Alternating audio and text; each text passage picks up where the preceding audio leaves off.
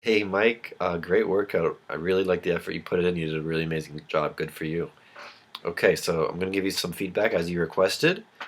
And what I'm going to do is I'm going to tell you one piece of general feedback for each exercise.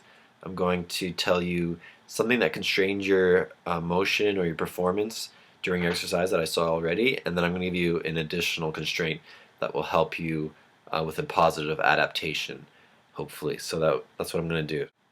For the first exercise, we have the push-up. General feedback, it was a really great effort, but I would like to see some more extension at the elbows. Okay, so at the top, I want to see fully coming up to the top.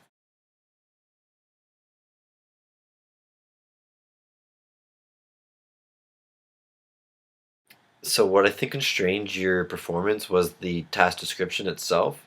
They asked you to do as many reps in 30 seconds, and I think just that general vague instruction influenced how much range of motion you utilized because you just kept going for the 30 seconds, and I think that at the kind of top of the push-up, it gets a bit harder. So I think you were kind of reserving energy by not doing that portion, which is very smart. You're a smart mover. Good for you. But I want so yeah, that was how I think it constrained your motion. But one constraint that I'll give you to help improve your strength in the entire musculature is I want you to not count it as a rep until you go all the way up. Okay, so this time exact same thing, but I want you to go all the way up at the top of your push-up, and this will improve your performance simply by improving the strength throughout the entire musculature that helps you push because when you're performing a push movement, it's not only at the bottom, you're often going to have to push all the way through. So I want you to do it all the way through so you increase that portion of your musculature, and that will be great for you. So next we have the Versa. Some general feedback. I really liked the core stability I saw during the Versa exercise. You really stayed solid throughout the upper body, and you didn't hunch over, which was great. Um, One thing that constrained your performance wasn't actually constrained, it was more of a positive, was that you guys were in a group setting, and I think your peers and your coach as well really motivated you to pick up the pace, make sure you're going as fast as possible. And so that's one thing that influenced your performance. And one thing that I would like to add is I would like to have you use a variety of shorter reaches, so smaller ones, in combination with some longer reaches as well. So I think the shorter reaches are going to be really great for having you build some speed, some more, some quickness, and then for the longer ones, that'll be kind of more of a rest slash. It'll be improving your strength in kind of again the end ranges of your motion, so the upper portion of your reaches as well as the extension of your knees and hips as well. So yeah, just this variability will help you learn how to do a task in multiple ways and also elicit both a speed and an endurance adaptation. So that's what I want you to do for that one. Next, for the inverted row, great job. I would like to adjust this a little bit so that you're not um, burnt out at the end of it. So what I saw that constrained your performance was that there wasn't a very wide amount, there wasn't a wide space for you to grab the bar, and I think this influenced kind of how you would normally grab the bar. I think there wasn't enough space for you, and I think your elbows were kind of locked in within that range when sometimes people's elbows actually come outside of their wrist, but yours were stuck here. So I think that kind of made you be a little bit more cramped, and um, that might have influenced why you couldn't perform it throughout the entire 30 seconds.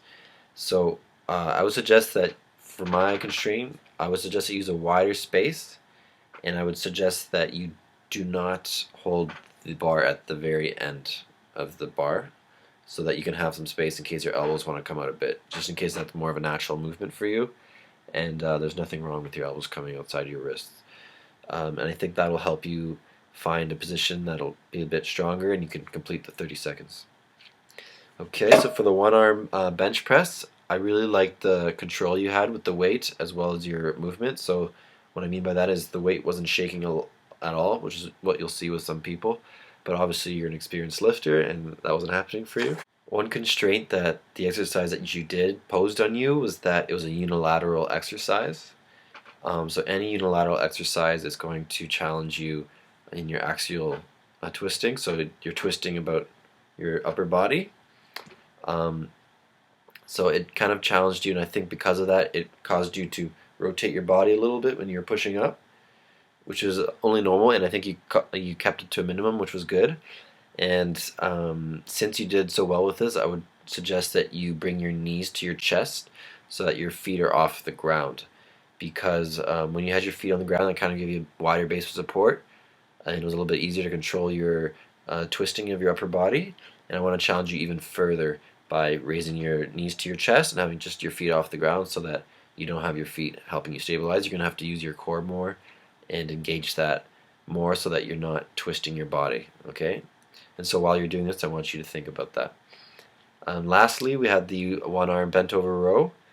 And for the majority of the exercise, you did a really good job keeping your back straight. And again, you pulled throughout your shoulder and elbow all simultaneously, which was amazing. That's how you're supposed to do it. And so one thing that was constrained while you were doing this is there was a lack of visual feedback for you. So you didn't. Sometimes when I do this exercise, I would be looking at myself in the mirror just to see if my back is straight and everything looks good. So you were constrained because you didn't have that. Um, you had to use your own body awareness, which is a good thing. So I think because you didn't have that, this might have potentially caused your back to be a bit rounded initially.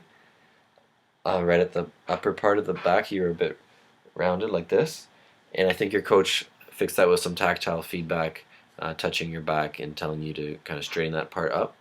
And so one constraint I would give to you to help you improve is, again, I just kind of want to work on that natural ability to find that good position in your back, that kind of straight back position. So the suggestion I would have is next time I'm going to ask your coach, or you can ask your coach to not give you any tactile feedback and simply say yes or no to whether or not you are performing that exercise with a straight back.